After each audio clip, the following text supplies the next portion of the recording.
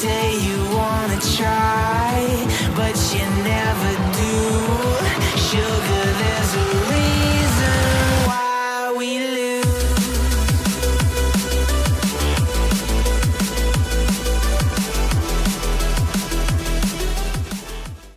Bonjour à tous et bienvenue sur Table Tennis Belgium TV pour un nouvel épisode du podcast Tactique et stratégie en tennis de table. Alors la question était, est-ce que vous devez servir de temps en temps long en match? La réponse est évidemment oui. On va voir ici trois types de services, le service mi-long, le service long à effet et le service long rapide à plat. Le service mi-long est un service avec un deuxième rebond près de la ligne de fond qui a pour but de faire hésiter le receveur et de le pousser à la faute ou à un coup faible. Lorsque vous effectuez ce service, il y a 5 cas de figure possibles. Premièrement, faute directe de l'adversaire, point gagnant, c'est parfait, on prend le point.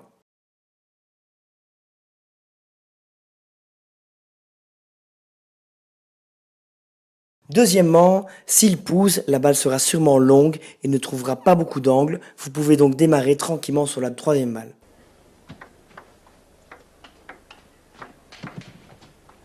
Troisièmement, s'il attaque, vous aurez sûrement l'opportunité de rejouer un coup percutant dessus, étant donné que l'attaque ne sera pas extrêmement forte.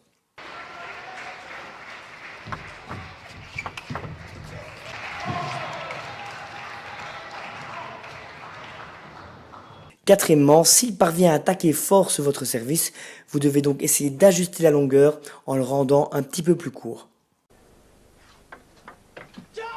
Yes.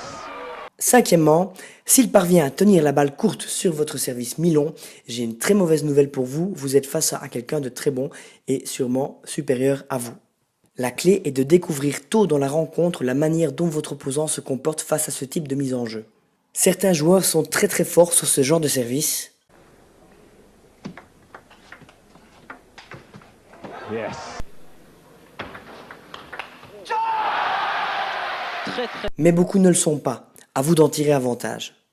Un problème avec la mise en jeu mi-longue est qu'elle a tendance à être trop longue lorsqu'on l'utilise à des moments cruciaux. Il est donc important de l'entraîner pour contrôler efficacement la profondeur. La différence entre un service réussi et un top gagnant du receveur se joue à quelques centimètres près. 马林这个高抛，那么由于它自然向下的力量，再加上你的这个身体幅度比较大。 En règle générale, un adversaire aura plus de mal à retourner un service qui s'écarte de lui. Il y a 3 raisons pour expliquer ce phénomène. 1. Le receveur doit bouger pour toucher la balle, ce qui rend le contrôle plus difficile. 2. Sa raquette, au bon endroit avant le déplacement, aura tendance, après le déplacement, à être trop basse par rapport à la balle. Il liftera donc souvent un peu trop le coup qu'il s'apprête à faire. 3. Il faut jouer en ligne pour bien contrôler l'effet sur temps, mais beaucoup ont tendance à privilégier la diagonale et ont du mal à aller chercher la parallèle. Certains sont plus à l'aise sur un service qui s'écarte d'eux que sur celui qui rentre sur eux, ou sont simplement en confiance sur tel ou tel type d'effet. Apprenez donc à servir dans les 2 directions latérales sur toutes les parties de la table. Avec ce service, l'adversaire doit rapidement se déplacer et choisir d'utiliser le coup droit ou le revers. Il est mis directement sous pression et aura donc rarement un swing du corps et des épaules complet. Votre balle est morte, il ne peut donc pas s'appuyer sur l'effet pour s'aider. Cette mise en jeu est surtout efficace contre les joueurs qui pivotent rarement en retour et qui auront donc cet instant d'hésitation coup droit revers.